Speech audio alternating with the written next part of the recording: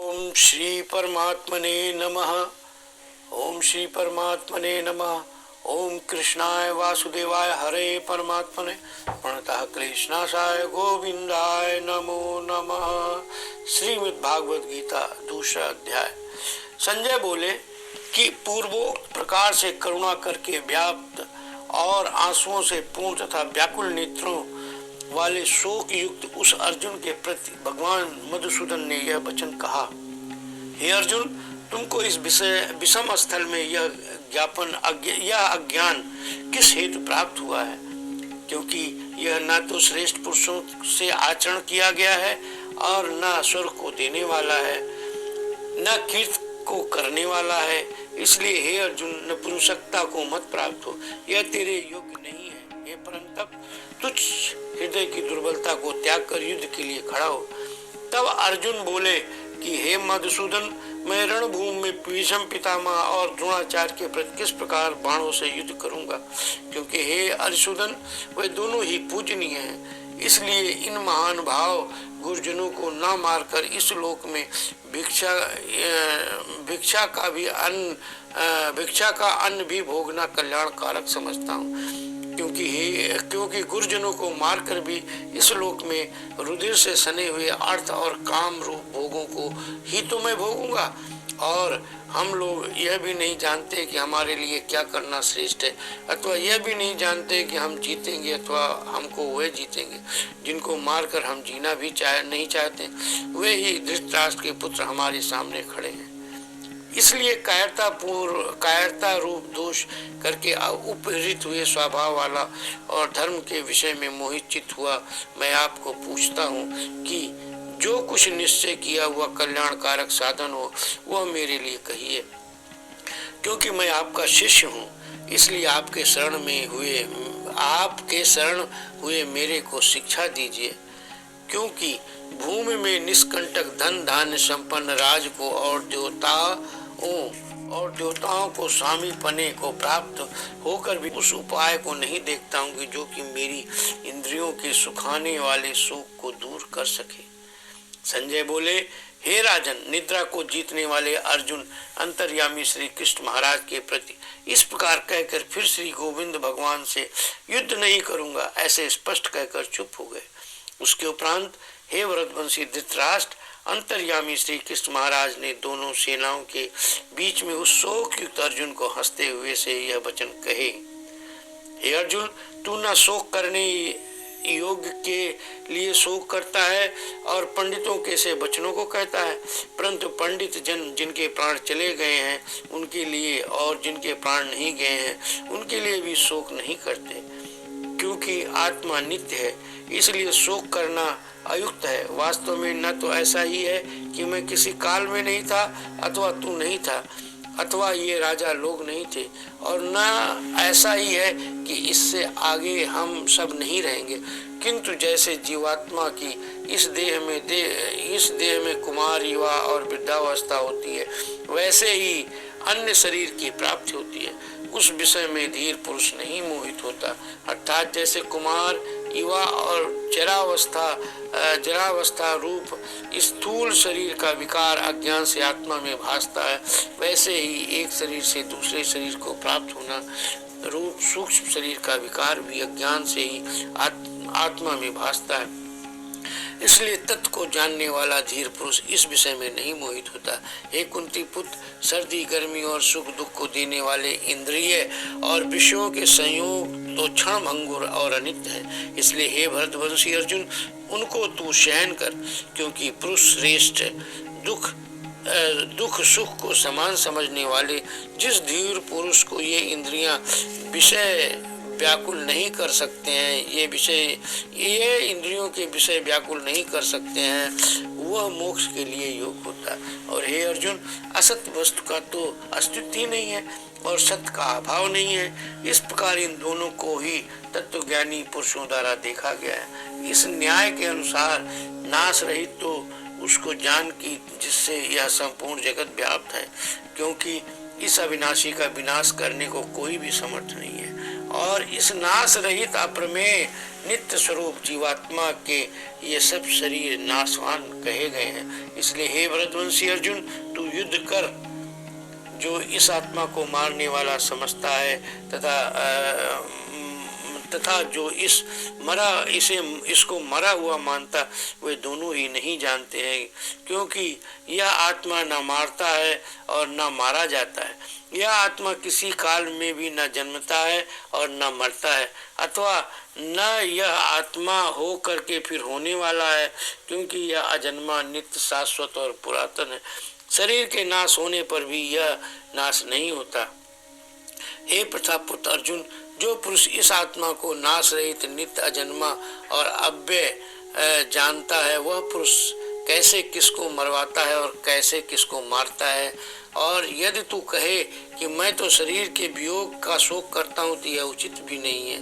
यह भी उचित नहीं है, क्योंकि जैसे मनुष्य पुराने वस्त्रों को त्याग कर दूसरे नए वस्त्रों को ग्रहण करता है, वैसे ही जीवात्मा पुराने शरीर को त्याग कर दूसरे नए शरीर को प्राप्त होता है। हे अर्जुन, इस आत्मा को शास्त्रादि नहीं काट सकते, और न इसको आग नहीं जला सकती, और इसको जल गीला नहीं कर सकते, वायु नहीं सुखा सकता है, क्योंकि यह आत्मा अच्छेद है, यह आत्मा अदाह्य है, अक्लेद्य है, अशोष्य और अशोष्य है, तथा यह आत्मा निसंदेह, नित्य, सर्वव्यापक, अचल, स्थिर रहने वाला और सनातन है। यह आत्मा अव्यक्त अर्थात इंद्रियों का अविषय है, और यह आत्मा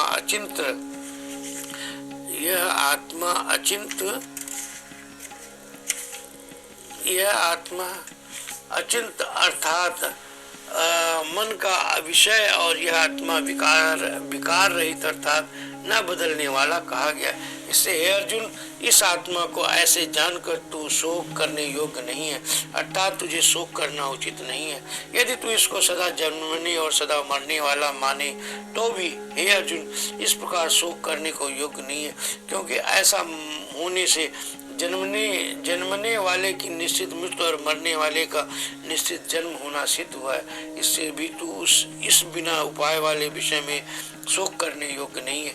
यह भीष्मादिकों के शरीर माया में होने से अनित्य है, इससे शरीर के लिए भी शोक करना उचित नहीं, क्योंकि हे अर्जुन, संपूर्ण प्राणी जन्म से पहले बिना शरीर वाले और मरने के बाद भी बिना शरीर वाले ही हैं, क्योंकि बीच में ही शरीर वाले प्रतीत होते हैं।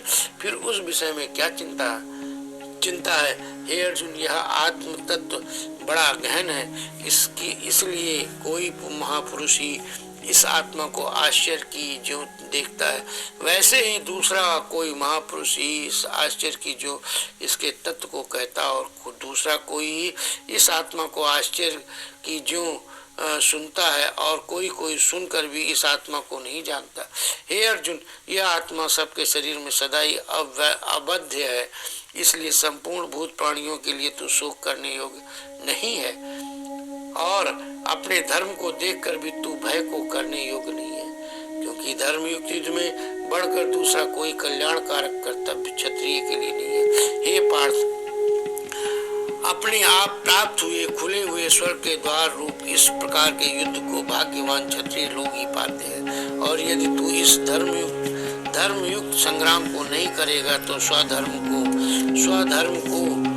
और कीर्ति को खोकर पाप को प्राप्त होगा, और सब लोग तेरी बहुत काल तक रहने वाली अपकीर्ति को भी कथन करेंगे, और वह अपकीर्ति माननीय पुरुष के लिए मरण से भी अधिक बुरी होती है, और जिनके लिए तो बहुत माननीय होकर भी अब तुच्छता को प्राप्त होगा, वे मारती लोग तुझे भय के कारण युद्ध से उपराम मानेंगे, और तेरे बैरी लोग तेरे सामर्थ्य की निंदा करेंगे, बहुत से न कहने योग्य वचनों को कहेंगे, फिर उससे अधिक दुख क्या होगा।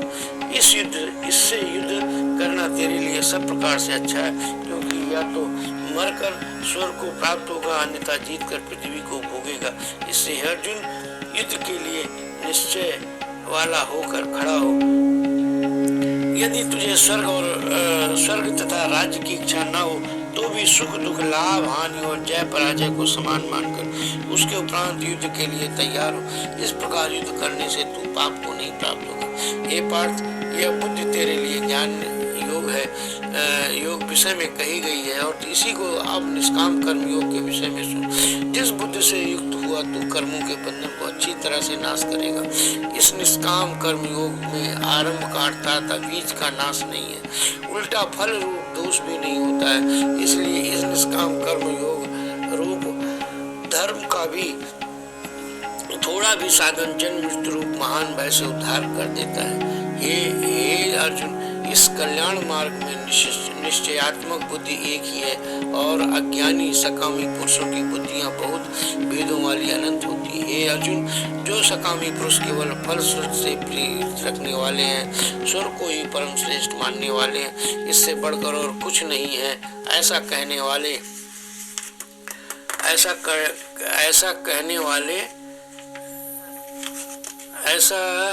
वाले हैं, वे अविवेकी जन जन्म रूप कर्म फल को देने वाली और भोग तथा ऐश्वर्य की प्राप्ति के लिए बहुत सी क्रियाओं के विस्तार वाली इस प्रकार की जिस दिखाऊ शोभायुक्त वाणी को कहते हैं, उस वाणी द्वारा हरे हुए चित्त वाले तथा भोग और ऐश्वर्य में आसक्ति वाले तथा उन पुरुषों के अंतःकरण में निश्चयात्मक बुद्धि नहीं होती। हे अर्जुन, सब भेद तीनों गुणों के कार्य रूप संसार को विषय करने वाले और अर्थात प्रकाश करने वाले हैं। इसलिए तू असंसारी अर्थात निष्कामी और सुख दुखादि द्वंद्वों से रहित तथा नित्य वस्तुओं में स्थित तथा योगक्षेम को न चाहने वाला तथा आत्मपरायण हो, क्योंकि मनुष्य का सब ओर से परिपूर्ण जलाशय के प्राप्त होने पर छोटे जलाशय में जितना प्रयोजन रहता है, अच्छी प्रकार ब्रह्म को जानने वाले ब्राह्मण का भी सब वेदों में उतना ही प्रयोजन रहता है। अर्थात जैसे बड़े जलाशय के प्राप्त हो जाने पर जल के लिए छोटे जलाशयों की आवश्यकता नहीं होती, वैसे ही ब्रह्मानंद के प्राप्त होने पर आनंद के लिए वेदों की आवश्यकता नहीं होती। इससे तेरा कर्म करने मात्र से ही अधिकार हो, फल में कभी नहीं, और तू कर्मों के फल की वासना वाला भी मत हो तथा तेरी कर्म न करने में भी प्राप्ति न हो। हे धनंजय, आसक्त को त्याग कर तथा सिद्धि और असिद्धि में समान बुद्धि वाला होकर योग में स्थित हुआ कर्मों को कर, यह समत्त भाव ही योग नाम से कहा जाता है। इस समत्त रूप बुद्धियों से सकाम कर्म अत्यंत तुच्छ है। इसलिए हे धनंजय, समत्त बुद्धि योग का आश्रय ग्रहण कर, क्योंकि फल की वासना वाले अत्यंत दीन है। समत्त बुद्धि पुरुष पुण्य पाप दोनों को इस लोक में ही त्याग देता है, अर्थात उनसे लिपायमान नहीं होता। इससे समस्त बुद्धि योग के लिए चेष्टा कर। यह समस्त बुद्धि रूप योग ही कर्मों में चतुरता है, अर्थात कर्म बंधन से छूटने का उपाय, क्योंकि बुद्धि योग युक्त ज्ञानी जन कर्मों से उत्पन्न होने वाले फल को त्याग कर जन्म रूप बंधन से छूटे हुए निर्दोष अर्थात अमृत में परम पद को प्राप्त होते। हे अर्जुन, जिस काल में तेरी बुद्धि मोह रूप दलदल में बिल्कुल तर जाएगी, तब तू सुनने योग और सुने हुए वैराग्य को प्राप्त करेगा। जब तेरी अनेक प्रकार के सिद्धांतों को सुनने से विचलित हुई बुद्धि परमात्मा के स्वरूप में अचल और स्थिर ठहर जाएगी, तब तू समत्त रूप योग को प्राप्त होगा। इस प्रकार भगवान के वचन को सुनकर अर्जुन ने पूछा, हे केशव, समाधि में स्थिर बुद्धि वाला पुरुष का क्या लक्षण है, और स्थिर बुद्धि पुरुष कैसे बोलता, कैसे बैठता, कैसे चलता है?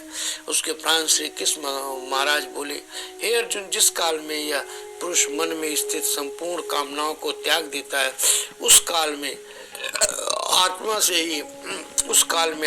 ही आत्मा में संतुष्ट हुआ स्थिर बुद्धि वाला कहा जाता है, तथा दुखों की प्राप्ति से उद्योग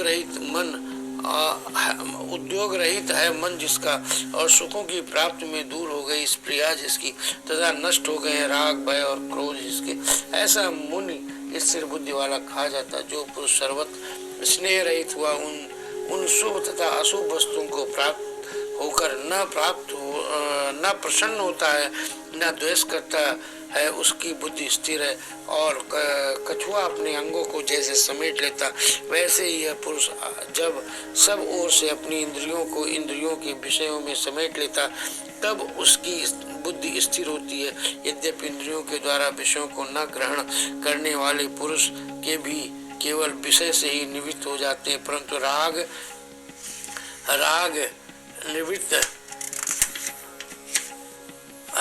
निवृत्त होता और इस पुरुष को तो राग भी परमात्मा को साक्षात करके निवृत्त हो जाता।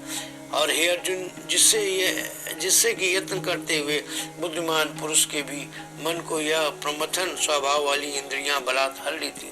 इसलिए मनुष्य को चाहिए कि उन संपूर्ण इंद्रियों को बस में करके समाहित चित्त हुआ मेरे परायण स्थित होए, क्योंकि जिस पुरुष की इंद्रियां बस में होती हैं उसकी ही बुद्धि स्थिर होती है। हे अर्जुन, मन सहित इंद्रियों को बस में करके मेरे परायण न होने से मन के द्वारा विषयों का चिंतन होता है और विषयों को चिंतन करने वाले पुरुष की उन विषयों में आसक्ति हो जाती और आसक्त से उन विषयों की कामना उत्पन्न होती है और कामना में विघ्न पड़ने पर क्रोध उत्पन्न होता है। क्रोध से अविवेक अर्थात मूढ़ भाव उत्पन्न होता है और अविवेक से स्मरण शक्ति भ्रमित हो जाती है और स्मृत के भ्रमित हो जाने से बुद्धि अर्थात ज्ञान शक्ति का नाश हो जाता है और बुद्धि के नाश होने से यह पुरुष अपने श्रेय साधन से गिर जाता है। परंतु स्वाधीन अंतःकरण वाला पुरुष राग द्वेष से रहित अपने बस में की हुई इंद्रियों द्वारा विषयों को भोगता हुआ अंतःकरण की प्रसन्नता अर्थात स्वच्छता को प्राप्त होता है। उस निर्मलता के होने पर इस संपूर्ण दुखों का अभाव हो जाता है और उस प्रसन्न चित्त वाले पुरुष की बुद्धि शीघ्र ही अच्छी प्रकार स्थिर हो जाती। हे अर्जुन, साधन रहित पुरुष के अंतःकरण में श्रेष्ठ बुद्धि नहीं होती और उस आयुक्त के अंतःकरण में आस्तिक भाव भी नहीं होता है और बिना आस्तिक भाव वाले पुरुष को शांति भी नहीं मिलती है। फिर शांति रहित पुरुष को सुख कैसे हो सकता है? क्योंकि जल में वायु नाविकों को जैसे हर लेता है वैसे ही विषयों में विचरती हुई इंद्रियों के बीच में जिस पुरुष के साथ मन रहता है, जिस इंद्रियों के बीच में जिस इंद्रिय के साथ मन रहता है वह एक इंद्रिय ही इस अयुक्त पुरुष की बुद्धि को हरण कर लेती। इससे हे महाभाव, जिस पुरुष की इंद्रियां सब प्रकार के इंद्रियों के विषयों से बस में की हुई होती है उसकी बुद्धि स्थिर होती है। और हे अच्युत, संपूर्ण भूत प्राणियों के लिए जो रात्रि है उस नित्य शुद्ध बोध स्वरूप परमानंद में भगवत को प्राप्त हुआ योगी पुरुष कहलाता है। और जिस नाशवान क्षण भंगुर सांसारिक सुख में सब भूत प्राणी जागते हैं, तत्व को जानने वाले मुनि के लिए वह रात्रि है। जैसे सब ओर से परिपूर्ण अचल प्रतिष्ठा वाले समुद्र के प्रति नाना नदियों के जल उसको चलायमान न करते हुए ही समा जाते, वैसे ही जिस स्थिर बुद्धि वाले पुरुष के प्रति संपूर्ण भोग किसी प्रकार का विकार उत्पन्न किए बिना ही समा जाते हैं, वह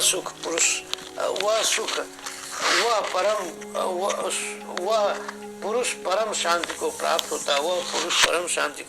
होता है, न कि भोगों को चाहने वाला। क्योंकि जो पुरुष संपूर्ण कामनाओं को त्याग कर ममता रहित और अहंकार रहित स्प्रिया रहित होता है वह शांति को प्राप्त होता है। हे अर्जुन, यह ब्रह्म को प्राप्त हुए पुरुष की स्थिति है। इसको प्राप्त होकर योगी कभी मोहित नहीं होता और अंत काल में भी वह इस निष्ठा में स्थित होकर ब्रह्मानंद को प्राप्त हो जाता है। इत श्रीमद् भागवत गीता रूपी उपनिषद एवं ब्रह्म विद्या तथा योग शास्त्र विषयक श्री कृष्ण और अर्जुन संवाद में सांख्य योग नामक दूसरा अध्याय। ओम श्री परमात्मने नमः। ओम श्री परमात्मने नमः। ओम कृष्णाय वासुदेवाय हरे परमात्मने प्रणतः क्लेश नाशाय गोविंदाय नमो नमः।